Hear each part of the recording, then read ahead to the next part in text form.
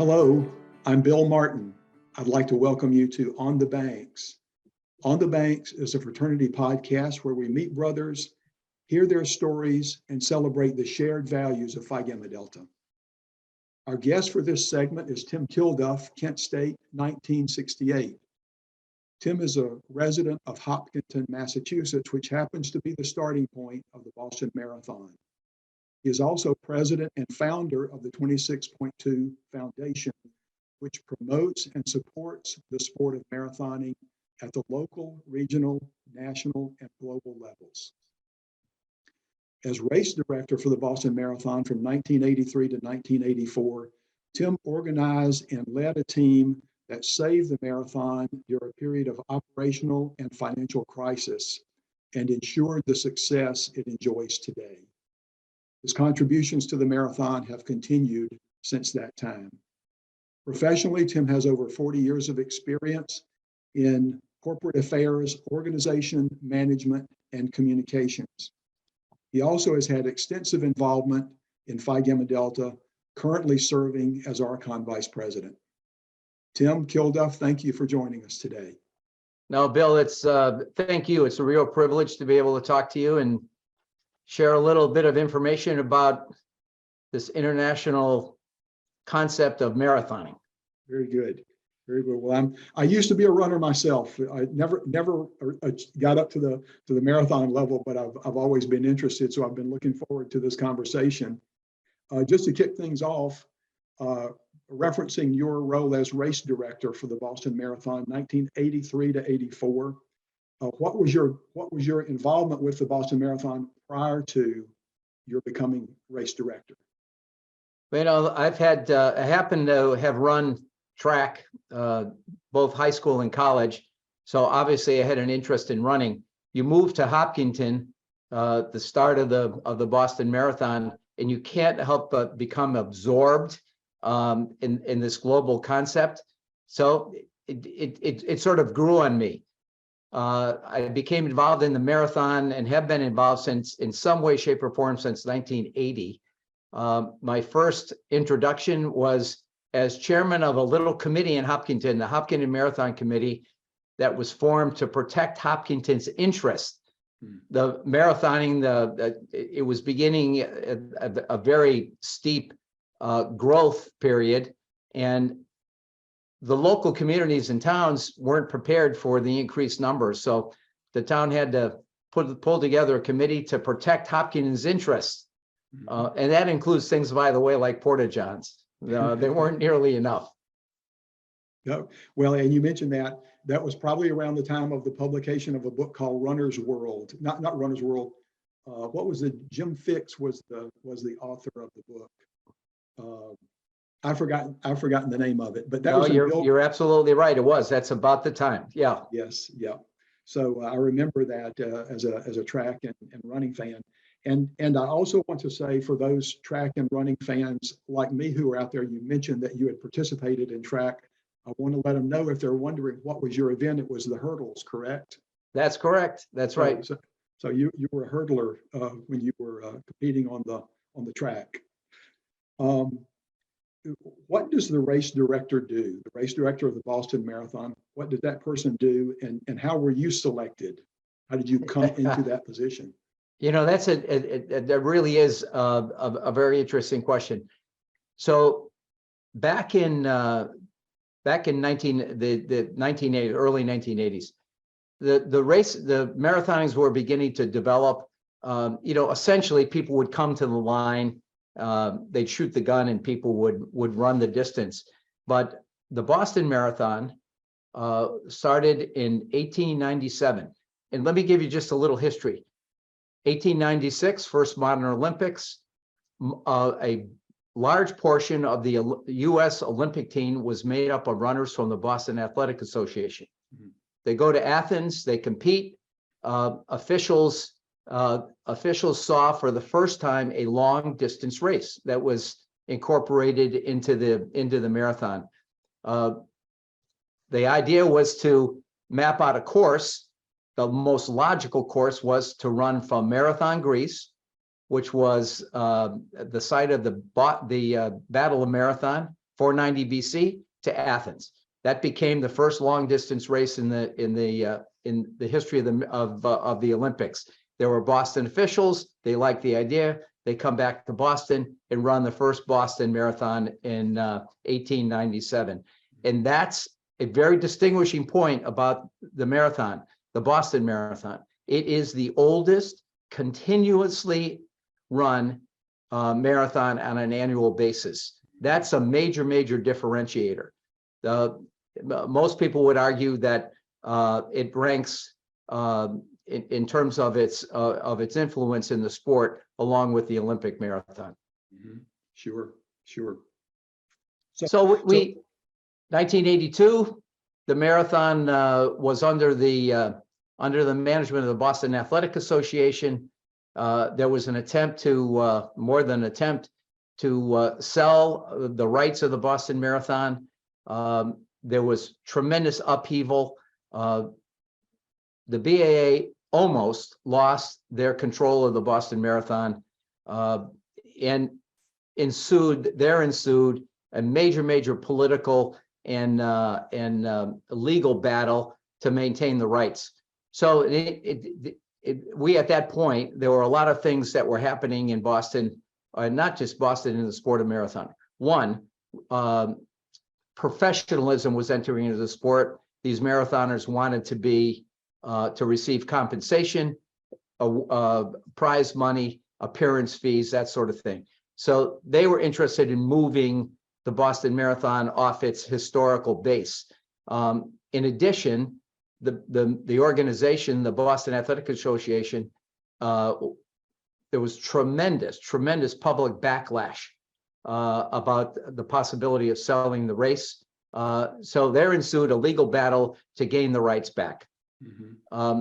We were losing those companies that were supporting the marathon were upset. They decided to make it clear that they were no longer interested. So the marathon itself was at a critical point, a testing point, if you will. To show you how smart I am, I became the race director for the Boston Athletic Association as a volunteer. Those jobs have evolved greatly, and these are organizations now. The major marathons in the world have major staff and so forth. We ran the Boston Marathon out of my Bank of New England office. I was a senior vice president for public affairs at that point, on an absolutely all-encompassing volunteer organization. So that was the difference. It's very different now, but the race was run with input, contributions, volunteerism, and that's substantially different than the way the major marathons are managed now, Bill. Yes. So in all the controversy about the BAA, the Boston Athletic Association, considering sort of turning over the marathon to a corporate interest or something like that, perhaps. I assume there was chaos in there, and you sort of filled a void when you in retrospect, sometimes in life, you need to bring people into a discussion and into the management that I jokingly say don't know any better, and I think that's the case here. We didn't understand. I didn't understand how the historic value of the race, the community support that it has, and the strong emotions, the strong ties that people feel towards the Boston Marathon. So if you've run the event, if you volunteered, if you passed water on the course, if as a kid you and your family would go out on the course and watch the runners go by, everyone feels that they own a little bit of the organization, a little bit of the Boston Marathon. That's a substantial challenge. So it was, I don't know, maybe luck, maybe a sense of collaboration and cooperation that had to be pulled together. that's really what sustained the organization. We were able to bring around us people that had strong feelings and had experience in previous marathons. So collaboration, cooperation, communication, all of those key elements brought together allowed us to move through this very dark and challenging period of the Boston Marathon. Understood. Regarding that sort of crisis situation, there was what's the future of the marathon? Is it going to continue to be sort of locally owned and embraced, right, and populated? And it sounds like you broadened the level of participation. Obviously, the BAA was a Boston-based entity, but maybe you broadened the some opportunities for participation. What were some other things? Were there some other things that your team did that really helped to solidify the marathon and that really had a longer term impact for stabilizing it? One of the key elements was to understand, appreciate, and work with the media. Very different than it is now. No social media. Mm-hmm. At that point. So entities like the Boston Globe, the Boston Herald, the 3 major television stations were critical in advancing the messaging, if you will.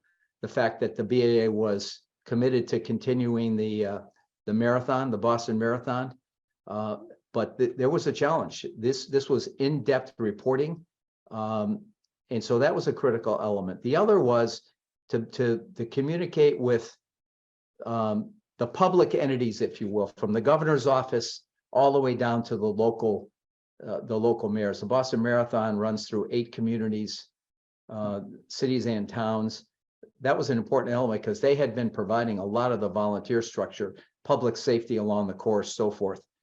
So the thing that I've come to understand is the elements that were critical in 1983 are the same elements that are needed now, except it literally has been expanded. Public safety is very different than it is now, especially since the 2013 Boston Marathon bombings. You can imagine what that has done to large events. It adds tremendous cost, tremendous pressure, and tremendous coordination because you're dealing with not only local entities, the local police department in Hopkinton, but you've got national public safety people involved in the event now. So it's very complicated. It takes a lot of time and attention now. Yes. Much easier, but again, in 1983, the power of those local entities and the local media was very, very substantial, very. Yes. So every move that we made had to be communicated through those major channels. Sure. You mentioned the history and a tradition of the Boston Marathon a little bit earlier, but to extend that discussion about the place of the Boston Marathon in marathoning, if there is a pecking order among the major marathons. Yes.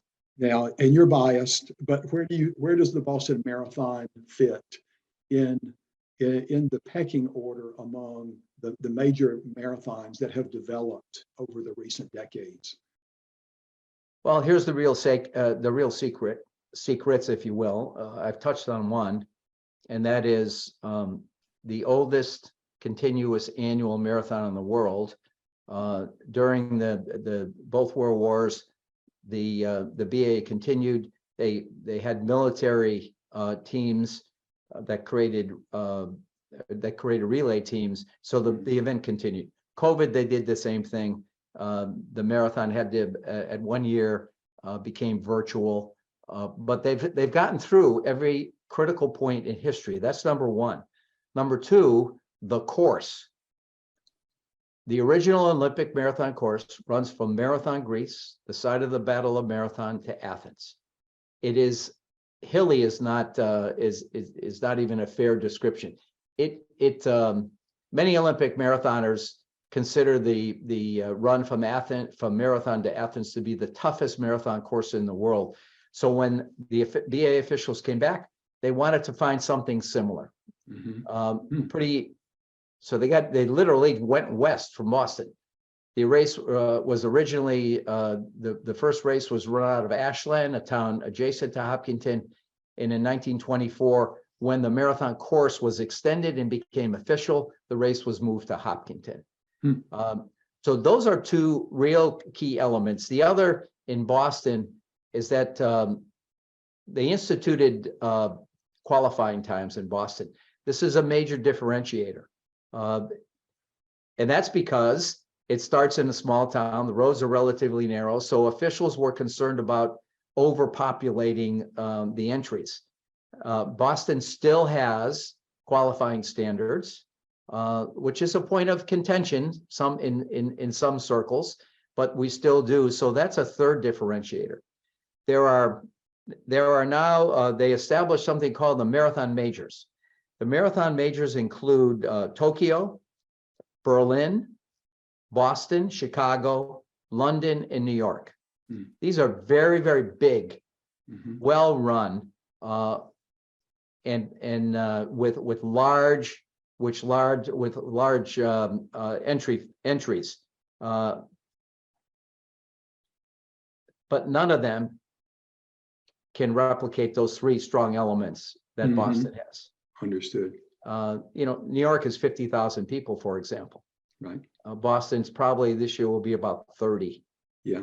And that's I don't see that changing in Boston. I think they're going to continue that. Sure. So the three elements are the course similarity to the original marathon course in Greece, the qualifying or qualifying time you have to meet, and then what's the third distinguishing element?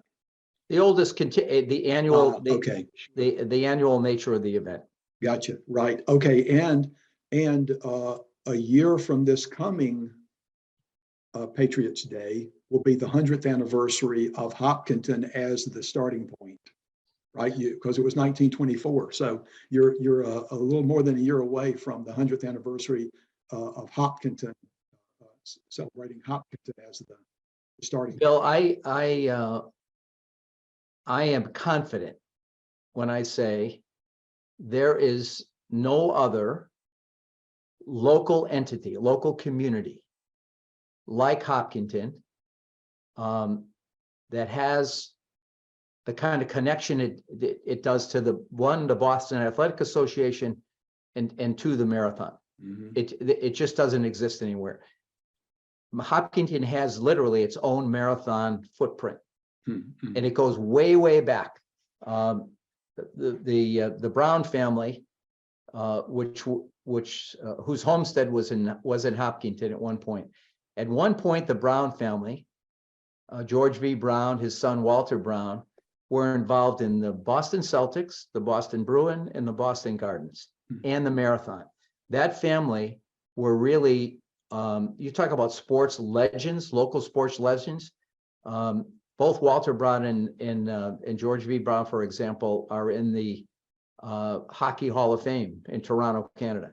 These are real, true sportsmen, born and raised in Hopkinton. So it's just adds one more layer to Hopkinton's marathon footprint.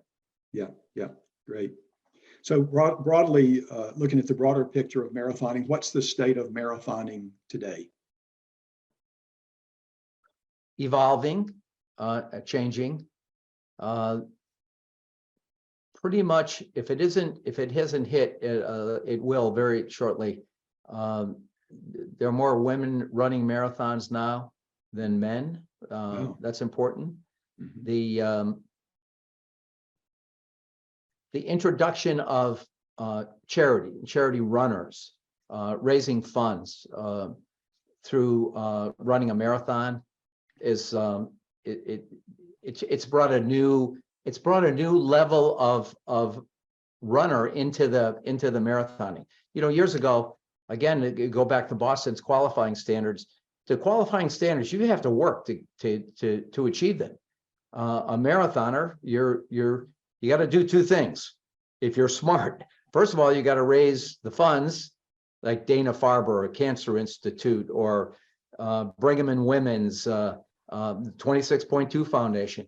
You have to raise those funds, which is a challenge in itself. But if you're going to do this right, you have to train. This is running 26.2 miles is not a jog around the park. No. It's a substantial commitment, time, energy, and so forth. And Bill, what's to me the most compelling argument for the marathon itself is, in fact, it exemplifies the power of the human spirit. So as you really talk about the sport in and of itself, it is one of the best examples in the world of describing and exemplifying the power of the human spirit. That's one of the powers of the distance itself in the marathon. So that's a pretty exciting thing when you start to put it in perspective. And I'll just one other quick point. One of the things I've come to understand is there is more to the marathon than running 26.2 miles. And I've just touched on one of them. That's the inclusion of the charity runners and so forth. But a marathon involves, when you think about sort of in its totality, things that describe the marathon or come out of that word, out of that concept, dedication, courage, competition, fair play, health and well-being, fitness, sportsmanship, and to me, the overriding connection between marathoners is the fact that they are expressing, they are describing in their work and their conditioning the power of the human spirit. It's pretty powerful. Yeah, agreed, understood. In the introduction, I said that, told our viewers that you are the president and founder of the 26.2 Foundation. Tell us how the 26.2 Foundation came to be. Well, if one gets involved in a project, it could be Phi Gamma Delta, it could be marathoning. If you just sit and absorb and listen, you begin to get a sense of the enormity of organizations like that. Our own fraternity is an example. When you think about the history and the people that have experienced Phi Gamma Delta and exposed to the values that we espouse and so forth, that just begins to explode, if you will, and multiply the value of the organization. The same is true with marathoning. Let me have you think about this for a minute. In terms of branding and recognizable organizations, there are actually 4 that are pretty universal, that have worldwide recognition. One is Coca-Cola. Tough to argue with that, right? The other is football. Now, we could argue about that, right? With the World Cup now just about ready to wrap up, there's an argument about that, but football's globally well known. American football you're referring to? No, I don't think so, Bill. I think Okay. we're talking about that kind of that they're celebrating in the World Cup. The third is the Olympics, pretty recognized worldwide. And the fourth, I would argue, is marathon, the marathoning. Mm-hmm. When you put it in that category, you begin to see the global potential. So as I became more aware of this, it became obvious there is not an institution or an entity anywhere in the world that focuses on honoring, celebrating, and inspiring people, and particularly marathoners and marathoning.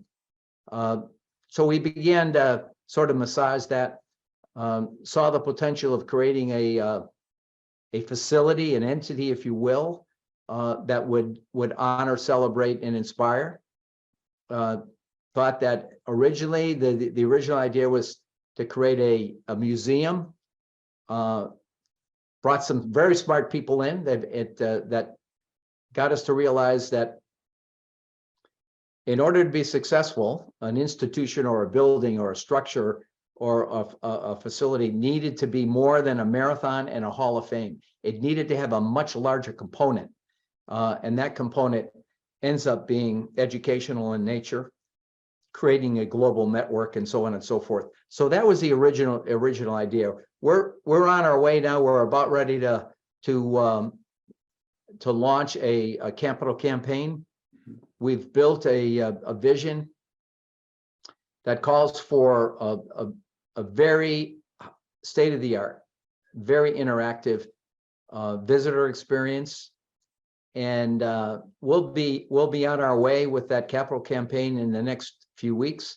And our goal is to raise $30 million to build what does not exist anywhere in the world.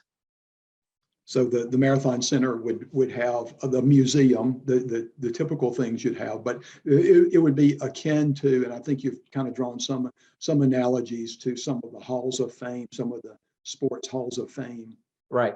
That already exist. That's right. Yes. And there's success. You know, we're really talking about Hopkinton has about 18,000 people, 19,000 people. And people are, I'm sure people are very familiar with Cooperstown in the Baseball Hall. That's what we're talking about here. We're talking about literally creating a destination in a town that's located 26.2 miles west of Boston, in the center, the geographic center of New England, that will honor marathoning and everything associated with it. So, and what are some of the programs and activities? The foundation has already existed for a number of years. You're embarking on the capital campaign to the significant step towards having this physical facility, this physical presence. What are some of the other programs and activities of the foundation? Well, you know, people may not initially get this connection, but we've been very active and aggressive in creating a sister city relationship, for example, between Hopkinton, Massachusetts, and Marathon, Greece. Now, see, what does that have to do with marathon? It goes beyond marathon. It begins to connect. This begins the start of a global network, you will, and beginning to connect communities now beyond the sport, but connecting communities and people. That's one. The education stuff that we've been involved in goes from supporting organizations that train teachers that which includes a very rigorous study course, and then ends up with the teachers who we've supported going to Greece for a week and being immersed in Greek culture and so forth. And one of the things that's of particular interest to me is, if we go back in history now, 490 BC, Battle of Marathon, the argument is, if the Persians had succeeded, the concept of democracy, which was just being developed at that point in Athens, would have at a minimum been put off hundreds of years and may not have been established. Now, again, what does that have to do with marathoning? It's marathoning that creates the platform for us to tell those historic stories, if you will. Yes. It's so much bigger than running. And if we can then begin to connect marathoners, the communities through which they run, the organizations that sponsor and conduct these marathons, you can see the potential. And Sure. I would argue it doesn't take much to figure out the fact that this concept of democracy is being well, let's be aggressive, twisted a bit, and it is a concept democracy, civics, how we communicate with each other. I would argue that it's the marathon that can provide a starting point for those kind of discussions to ensue, because I Yes. think they're needed. Yes, and that will be so that's part of the current aim of the foundation, and I assume will be incorporated in some way into have a presence within the envisioned International Marathon Center as well, the physical. We've facility. learned that the only way, we spend a lot of time talking about sustainability. Okay, you build a $30 million facility. What are you going to do to sustain it? It is, yes, you need to have interactive, state-of-the-art exhibits. Sure. Yes, you need to have a Hall of Fame. Sure. We're not gonna create a Hall of Fame. We're gonna create a Hall of Excellence, because we want to be able to acknowledge excellence outside the sport of running. That's really, really valuable and really important.